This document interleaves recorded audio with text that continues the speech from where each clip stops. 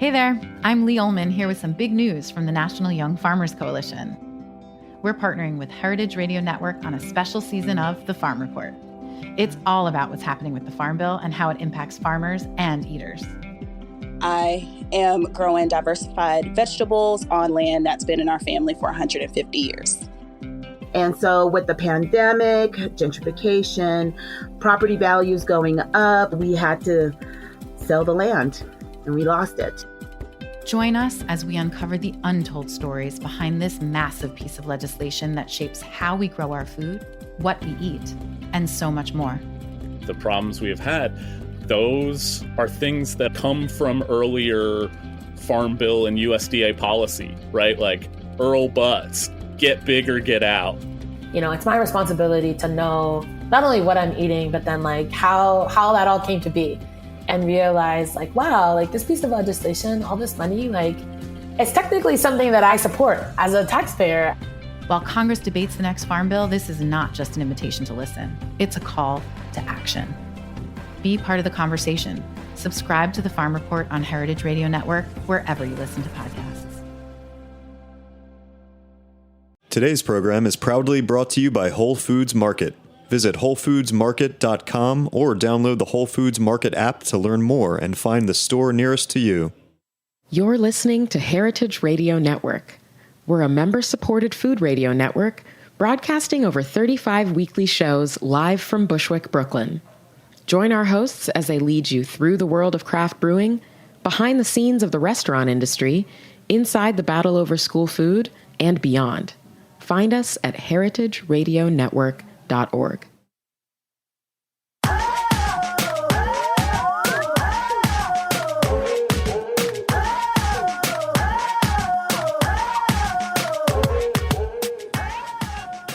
Hello, and welcome to A Hungry Society, the show where we talk about food, food media, restaurants, and so much more. Today's guest is Chris Himmel, the owner of Himmel Hospitality Group, which runs 3 restaurants in Boston. From the time he worked his first restaurant shift at 12 years old, Chris has been obsessive about sourcing the best ingredients and creating great experiences for his guests at his restaurant. Chris, welcome to A Hungry Society. Thank you, Korsha. I appreciate it. It's great to be here. I'm so glad you're here. Thank you. So, in addition to your Boston restaurants, you are also working on a big project here in New York. Correct. So we're a small piece of it, but we're looking forward to opening a restaurant hopefully in the spring of 2019, which will be at the Hudson Yards project in downtown Manhattan, which is a beast of a project. So we're sort of fitting ourselves into that niche, but we're very excited. We're going to be our restaurant group will be partnering with Michael Monaco, who everyone in New York I think knows, who's a really great, well-respected chef, and we couldn't be more excited to open the doors. So what else can you share?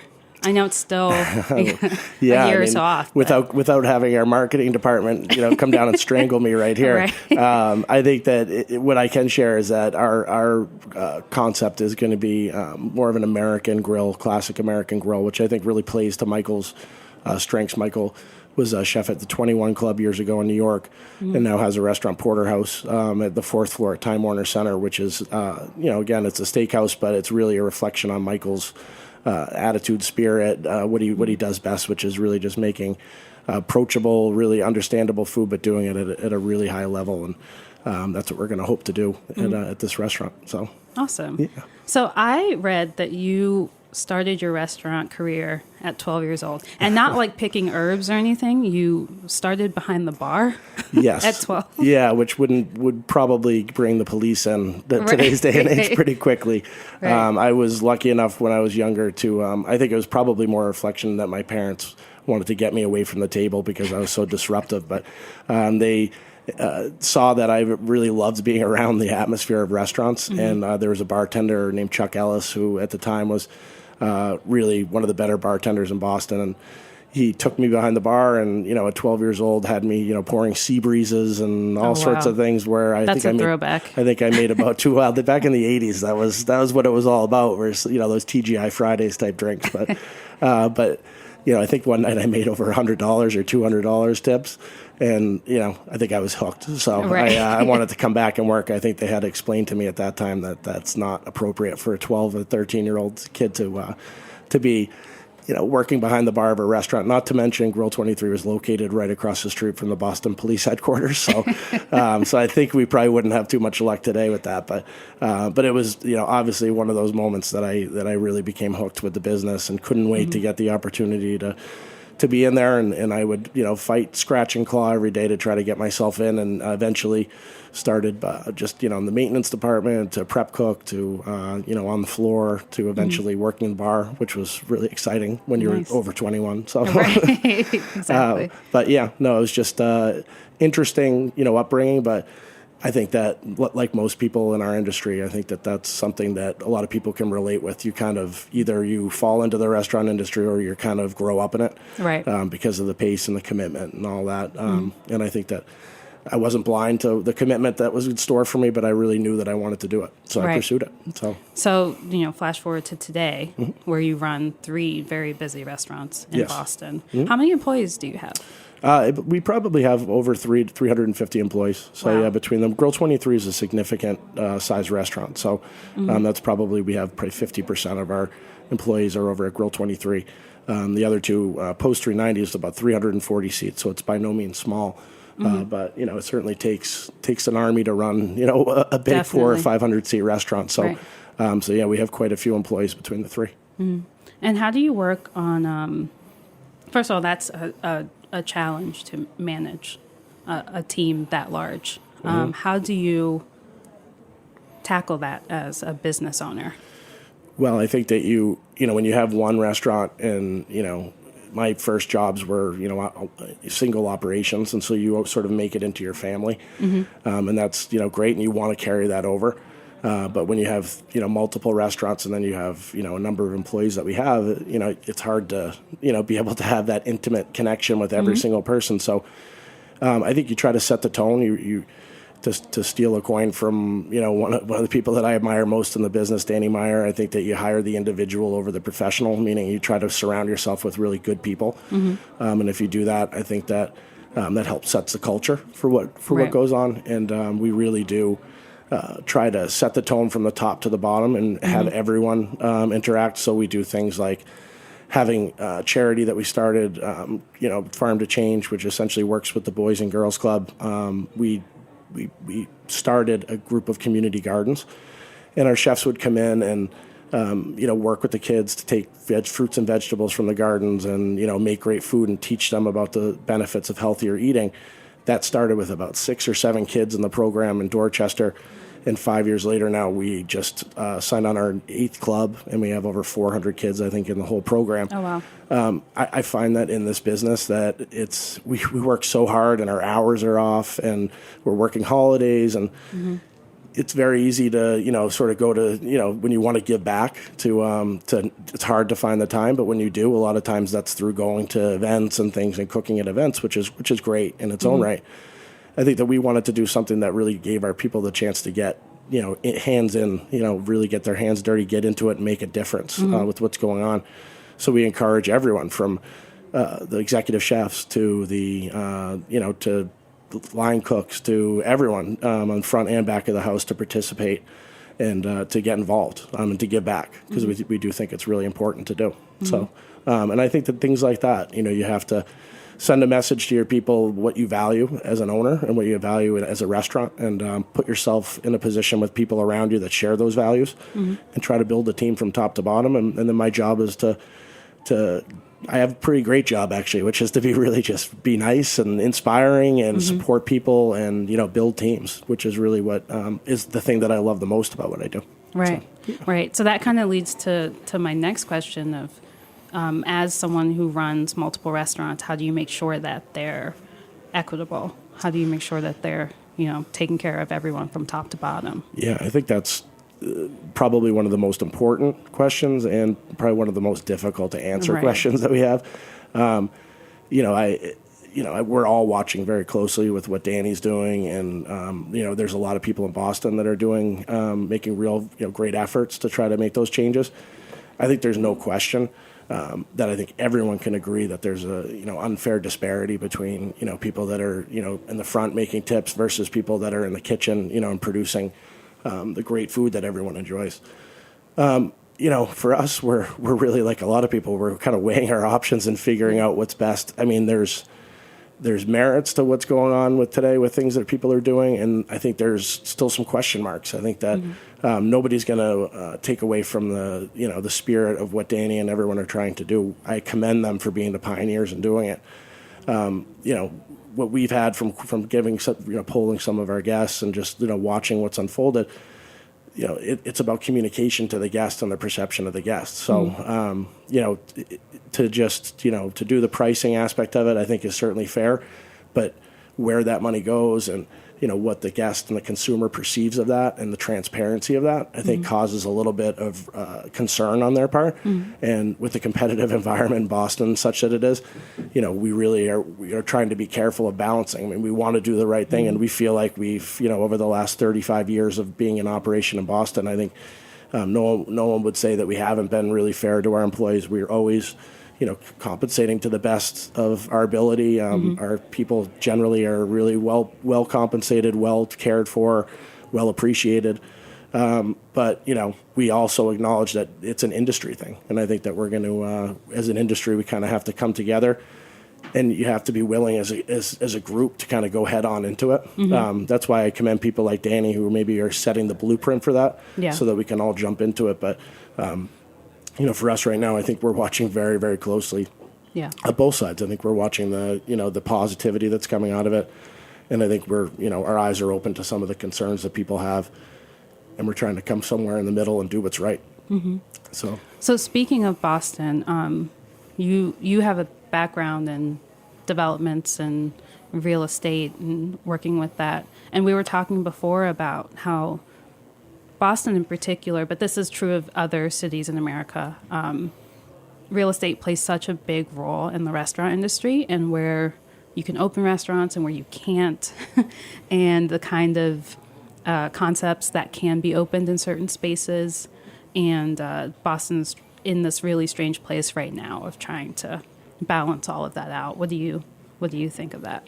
I think that's a good assessment. I think that there's it is. We have the Seaport would be a prime example in Boston, which is an area that, and I know that you lived in Boston for a period of time, so you're well aware of how Bostonians were so possessive of the Seaport and making sure that whatever happened down there was really special. I think that they waited 30 or so years to develop it because they were so concerned, with what was going to happen there.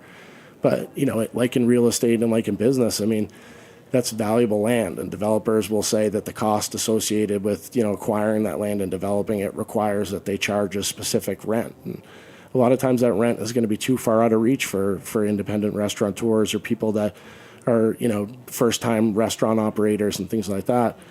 So I think that what unfortunately has happened, which is what happens in a lot of places, is you have a lot of chains and people that come in. And while I certainly think the Seaport is an up-and-coming area, and you can't beat being on the waterfront in Boston, especially in the summer. I think that it remains to be seen whether the density of quality is enough that it's going to drive locals and people down there. I mean, they're certainly living off the convention side of business. They're certainly living off of people that are coming to town and want to be in tourists. But I think you and I mentioned as an example Faneuil Hall, which is not new, but is probably one of the 8th most visited areas in the United States. I think they attract 8 million people a year there. Right. But when you ask me from Boston, or you being from Boston, when was the last time you went to Faneuil Hall? I don't think the answer is any time recently, because again, they've just it's a shame in a sense, unless you have developers that have the foresight to take a look at their properties and say, I'm going to either go in as a partner on this with people, or I'm going to make an investment, and maybe that investment may mean providing rent that could give an opportunity or contributions in terms of construction that could bring these types of quality operators in.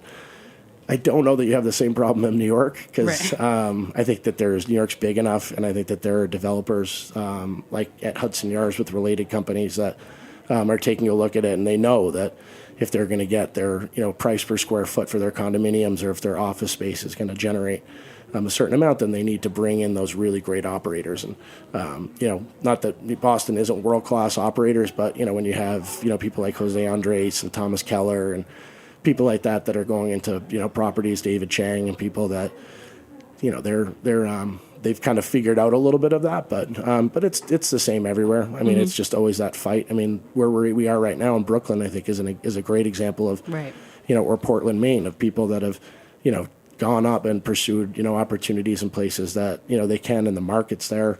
But the economics are there too. So, I mean, it is what it is. We live in a world that's, to be down on the waterfront and have water views as a restaurant operator, it's not going to be cheap. So, and you have to do the math. You have to figure out if it's a, viable financial investment for you.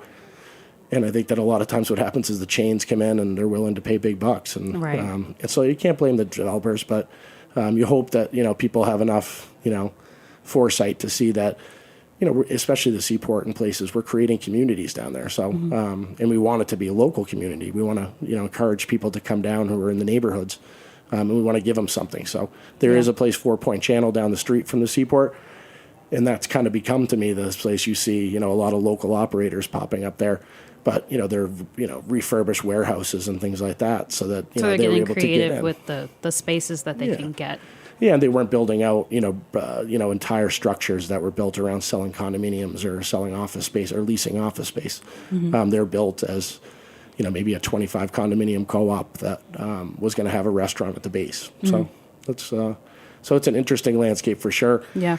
I hope that, as a community in Boston, I think that we have a lot of restaurants, but I think that we have great restaurants, and I think that competition breeds, can breed excellence a lot of times, and I'm hoping that's the case. I know we're sort of retrenched and doubled down and ready for, for a good couple of years here, but we also know that we have our work cut out for us. There's in every category. I mean, at Grill 23, we have, the chain steakhouses coming after us, and we're the only independent steakhouse in Boston really left. So, I mean, there are other steakhouses. I shouldn't say that, but I think we've been around 35 years, and for a steakhouse of our size, I think you rarely will find a place that's still, family operated and independent, and run that way. So, but that gives us the ability to do things like bring the beef that we have, where, no chain in the country is going to be able to compete with what we're able to get for our beef, because we're getting it from one small farm from Southern California that the rancher, Eric Brandt, actually hand selects everything for us every week. And he's actually become a really good close friend, and things where those kind of stories and those relationships are special. And I think that our guests appreciate that. And I think that's why Boston sort of looks to support the local. And I think that's a good thing for us. So what, as someone who has multiple concepts, what changes do you hope to see in the restaurant industry, or even like within your own restaurant group? Like what kind of impact do you hope to have with your restaurants? Well, I mean, I think first is, really it is the community. I think our, building a great team is my first priority, that share those values, and then really making an, impression and an impact on our community is a big part of it.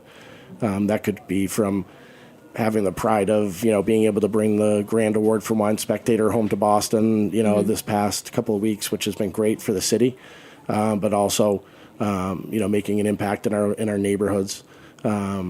I think that, the biggest thing in terms of, the impact that I would love to be able to see is fostering a culture where we have really great talented potential for employees and people like that, where we can bring it in. I think Boston, there's so many restaurants, and we're not immune, like every other city, to the ability to bring in talented people, both front and back of the house. And I think that's, continues to be a challenge for all of us. And it's something that speaks to what we just talked about the equality of pay for people and things, where if we can figure out that formula, I think that we can, try to get back on track where we have people that are career people in the industry, and I think that's an important factor. I mean, it's, it's not all the Food Network and things like that on TV. When you come into the kitchen at Grill 23 and we're doing 750 covers, on a Saturday night, it's, there's not much glamorous about that. So, so if you're driven by that and you go to culinary school so you can be on the Food Network or do those things, I think that's,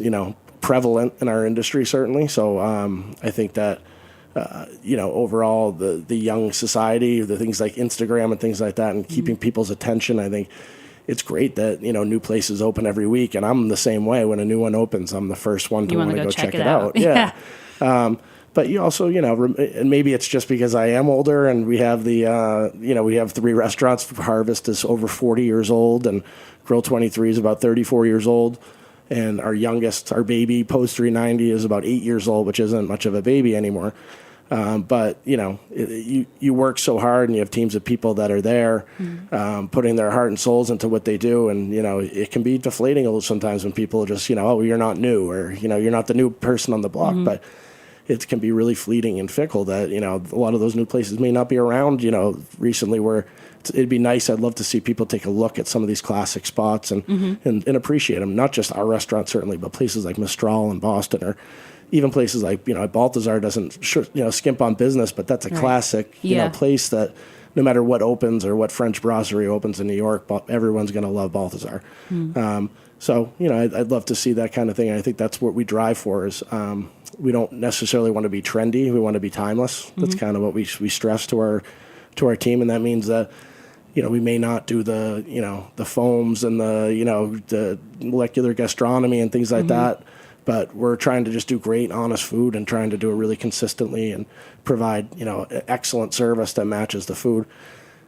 It's nothing new, but I think that, for us, that's always what we've hammered home. I mean, anytime we want to do something new at any of our restaurants, we always, put that first question to our team was, are you doing everything right already before we add another layer to it? Is there anything we can improve on before we start building on it? So that's always pretty vital to what we do. That's so like altogether, it's 40 years, 30 years. That's a long time in the industry. I'm curious if you have a piece of advice for like a newbie restaurant owner. Oh, I would say you're never going to prepare yourself for what you're going to get into, essentially. I mean, it's, everyone, even people who I've had who've worked for us, we've been very lucky to have many people that have worked with us and that have gone on to open their own restaurants or do amazing things. Our wine department at Grill 23, we have, one of the directors of Peter Michael Winery, one of the heads of VIP services for them, places that Larkmead Vineyard, places that people are operating sort of as owners and operators. And, they came through the pipeline with us. And not to say that they were blind to a lot of what goes on behind the scenes, but there's, as an owner-operator and you're going to own your restaurant, it's not, even when people know it's not glamorous all the time, I think there's a real, people are shocked when they see that.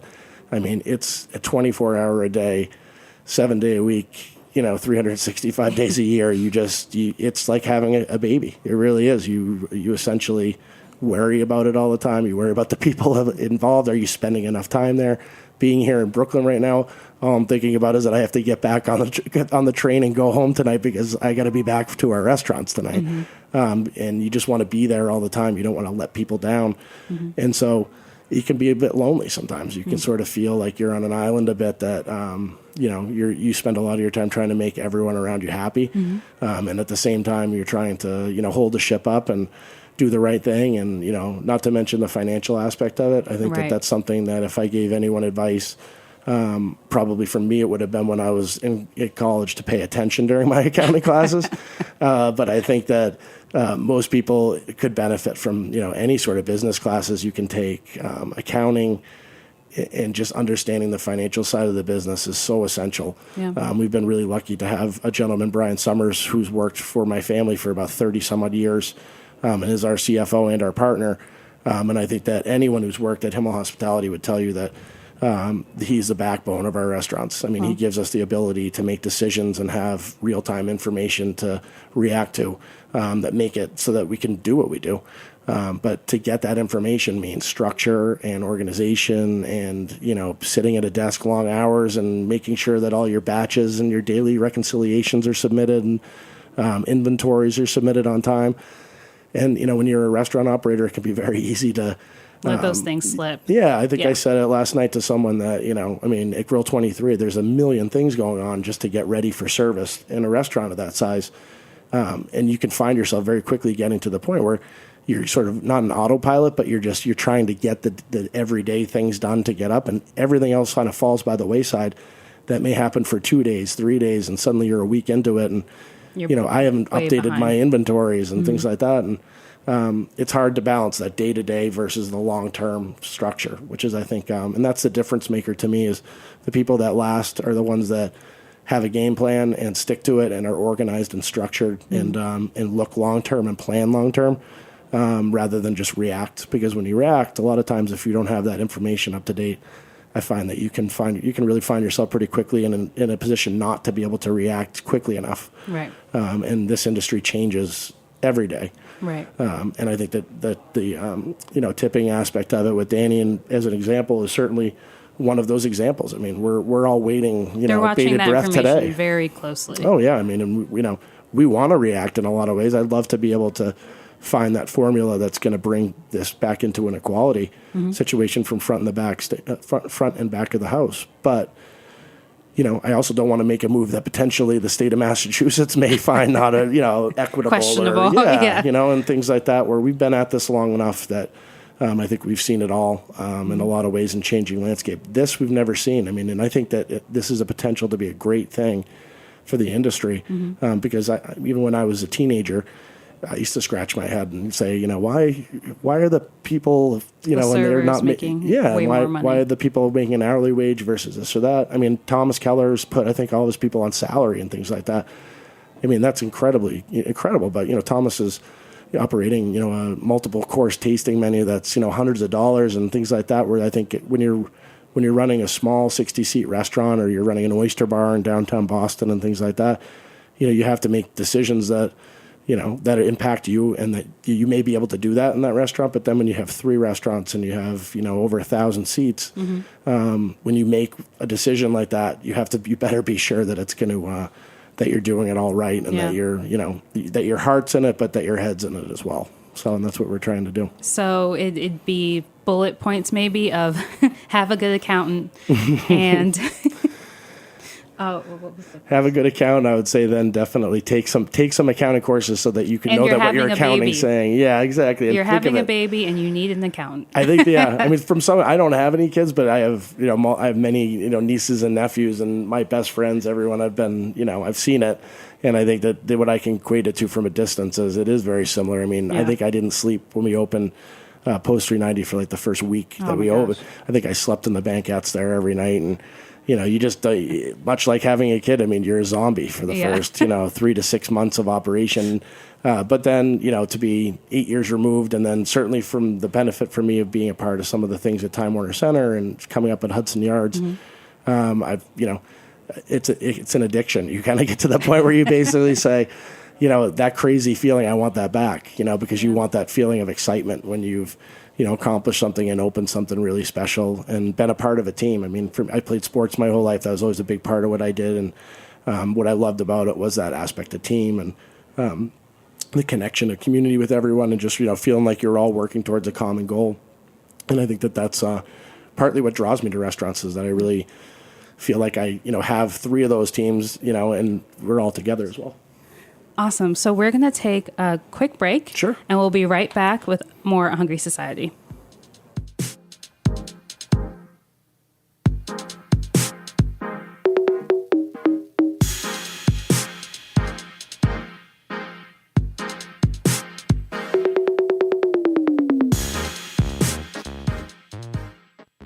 Today's program is proudly brought to you by Whole Foods Market.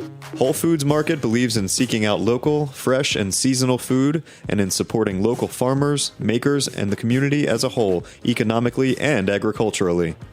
Whole Foods Market believes in food that is vivid and colorful, fresh and full of nutrients. Food that connects you to your body, the seasons, and to nature. Food that helps you do more, sleep better, and wake up happier. Found in over 400 locations throughout the United States, Whole Foods Market only sells food that meets their standards, which means no artificial colors, flavors, preservatives, or sweeteners, ever. Whole Foods Market believes in real food. Visit WholeFoodsMarket.com or download the Whole Foods Market app to learn more.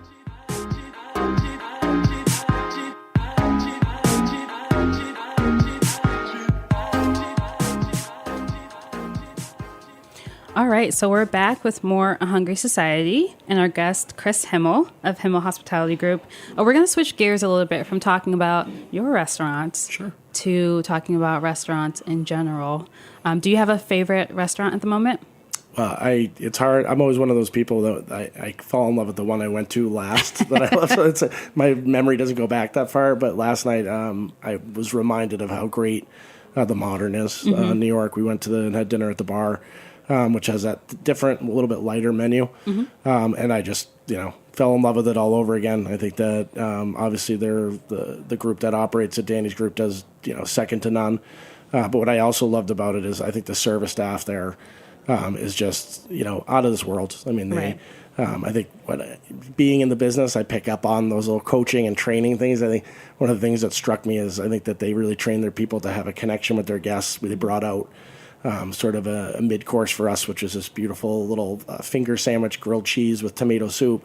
And the server proceeded to talk to us about how being a kid and having his favorite thing be grilled cheese, and he was from the Midwest. And some people may say, oh, all right, give me my grilled cheese and get out of here. But for me, when you hear the servers have that kind of passion and enthusiasm for what they're doing and, giving their story of what their connection is to it, I think that shows that they have great operators. They put themselves with great people at the restaurant, and I think it was just everything from beginning to end was really memorable. So I equate being someone who has worked in the restaurant industry, I equate it to being a film student and going to see a movie. Like you always pick up on those little things. Like I can't go to a restaurant and not be like, oh, the service bar is dirty. Exactly. Or, the serviettes are piling up. No, they didn't mark my table. That's always my big pet peeve now is, when they drop a dish and where's the spoon, where's the fork? It's not because I want to be I'm not trying to give people a hard time. And I usually bite my tongue a lot, but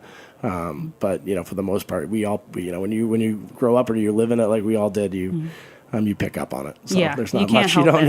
You can't help it. So speaking of, those little instances, what's one of the worst dining experiences you've had? And you don't have to say names. You can if you'd like to, but yeah, I probably wouldn't. Actually, if it was somebody that I felt like it was bad enough, I might, because maybe it would help them fix the situation. But I think for me, there are a few that stand out individually, but to me, the biggest thing that drives me crazy in any restaurant experience that just leads to a bad experiences is lack of hospitality. Meaning, even if someone has to say no to you, even if they have to, do whatever, an unfortunate thing of not having a dish or things like that, you just want to feel like they're on your side. And I think that when people sort of go through the motions, either they just don't care, or worse, if they decide that they're gonna have an attitude about the fact. We're in the service business, so if you don't want to be friendly, one of the things when you hear from someone who's a server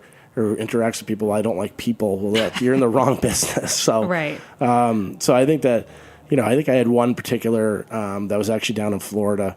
I think we were in Palm Beach area, and we went to this really hip Italian restaurant, and went to the host stand and basically, we're berated for the fact that we were, a few minutes early. So we would have gone to the bar, but there was no room at the bar, so we were told, go stand outside.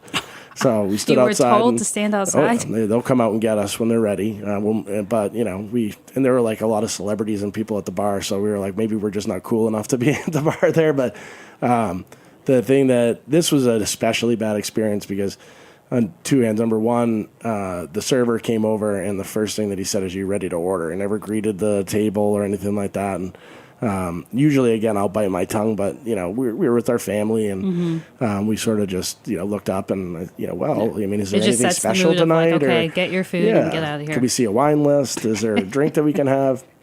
And the server proceeded to turn and sort of kind of chuckle, like he kind of knew that he had pushed us, but he didn't even care, and he turned and he just slapped me right in the back, which to me is also like you really try to refrain from physical contact with people. You probably shouldn't hit your customer. Yeah, so I didn't, it's not like it didn't hurt that much. It was just more kind of shocking that he turn around and do that, and we really were like, we're not ready to order, and basically this guy left the table, and I don't think he came back for probably an hour.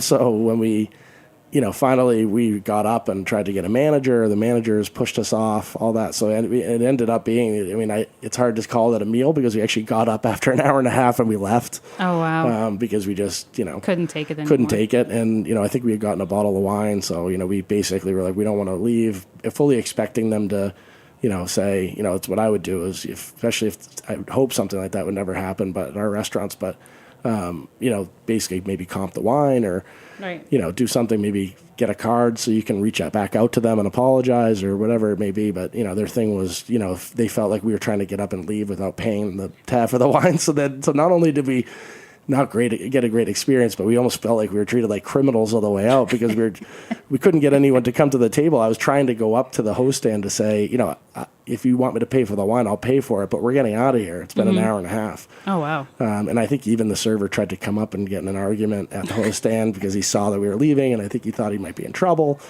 So needless to say, that one sticks out. But that's pretty bad. Yeah. So, but I think that there's been, other times where, to me, again, it's, if people make mistakes, again, I'm in the business. Most of my family is, grown up in the business. We understand how things go, and people make mistakes. So I always tell everyone who works with us, I'm not perfect. You're not perfect. We're going to make mistakes, but it's how you come across to the guest about that. It's not to say you want to sort of start crying and say, oh my God, I messed up, but take responsibility for your actions and have an attitude that you want to fix it. You want to correct it. You don't have to be overly remorseful because that can make people a little uncomfortable too. But take ownership for your actions and, provide that level of service when it comes to rectifying the situation. I think that's, and it's not easy because nobody wants to go back after the fact and deal with a potentially irate customer, depending on what's going on. But, those are the difference of, fixing a situation, or like we say at our restaurants, and I think a lot of restaurants, is one of the greatest things is to be able to take a negative situation and turn it around into a positive. Yep. And make it positive by the end of the meal. Exactly. Right. And that really, there's nothing that makes that happen in hospitality, and because that's ingrained in you. That's something that you can't teach people. So you either have it or you don't. You either want to be a hospitable person, or you are someone who just doesn't really, that doesn't, go with your personality. And that's, hey, to each their own. But for us, we want to have those people that care, surrounded. So if you could have your last meal in a restaurant, where would it be and who is invited? Yeah, well, I know actually the one specific one, but it's actually ironic because I think it reflects more to the overall community there right now. I'd actually say I know the dish too and everything. So oh, wow. Okay. So you have the menu. Oh, I have it in my head. Okay. So I think I'm probably not alone with a lot of people, but I would say Bouchon in Napa Valley, which is Thomas Keller's restaurant, and I would have the salmon rillette and then the croque madame with the egg over the top of it in the Mornay. And if I had to have anyone, I would have my family. I think my mom. I'm not married, don't have kids, but I have a great family with my mom, my dad, my two sisters. They have, I have 5, nieces and nephews. So I would definitely say that. And we actually did have that recently, which is great. In August, we did our cross-country trip with our restaurants and finished in Napa Valley. And I think it's ironic because what I would say is I think if anybody has any meals that they really want to have their last meal, I would make it Napa and Sonoma now, because I think with everything going on out there, I think that it's important Visiting for all of wine us to country go right out now and is, really go visit and support it. And not just the wineries, but a lot of the restaurants. So many of the people who work in the restaurants there have been impacted. I know, many that have, lost their homes and are trying to rebuild. And I think the best thing we can do, as a community is, buy their wine. And then when you can, plan those trips and keep going there and keep supporting the community there. Because I think everyone's going to need it. And that's one of the truly special places to me in the world, I think. And I love wine, don't get me wrong, but I love food more a lot of times. But at the same time, it doesn't even matter if you're into wine in Napa and Sonoma. There's no more beautiful place. It's a beautiful place. Everything about it. It's a beautiful part of the country. Yeah. So speaking of wine, what would you have with your meal? Would it be wine or would it be cocktails or? I could tell you that it would be wine, and I will say that. But anyone who knows me and works with me knows that. If I have my after shift drink, it's not that complicated, but it's actually be vodka, Kettle One on the rocks with a lemon for the beginning of the meal. If I had to have wine, I certainly wouldn't pair that with what I'd be eating that night, but that certainly would be how I'd start off. We actually, at our restaurants, they used to have to put the name of the person that when they started a check. So mine would be, they put Chimmel. So all the bartenders started thinking that was called Chimmel. So that was actually the name of my drink. So I have probably the least inventive name cocktail in the world, and vodka on the rocks with a lemon, but I have a good name for it, and it's called the Chimmel. So that's what I have to start out. Would I have wine? I mean, I love California wines, not just for what I was saying there, but I always have growing up at Grill 23. I think that's really was the backbone of our wine list. And so for me, working in the wine department, that's what I became familiar with and tasted. If I had to pick a specific wine, I would say Peter Michael, that I probably would pair.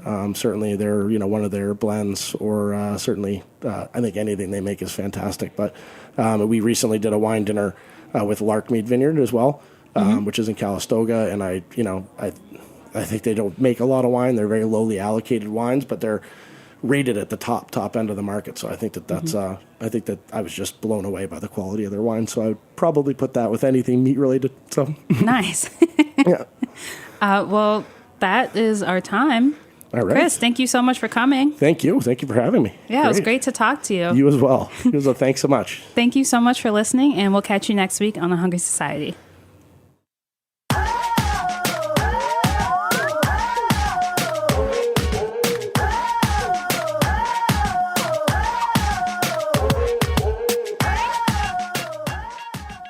Thanks for listening to Heritage Radio Network, food radio supported by you. For our freshest content and to hear about exclusive events, subscribe to our newsletter. Enter your email at the bottom of our website, heritageradionetwork.org. Connect with us on Facebook, Instagram, and Twitter at heritage_radio. Heritage Radio Network is a nonprofit organization driving conversations to make the world a better, fairer, more delicious place. And we couldn't do it without support from listeners like you. Want to be a part of the food world's most innovative community? Rate the shows you like, tell your friends, and please join our community by becoming a member. Just click on the beating heart at the top right of our homepage. Thanks for listening.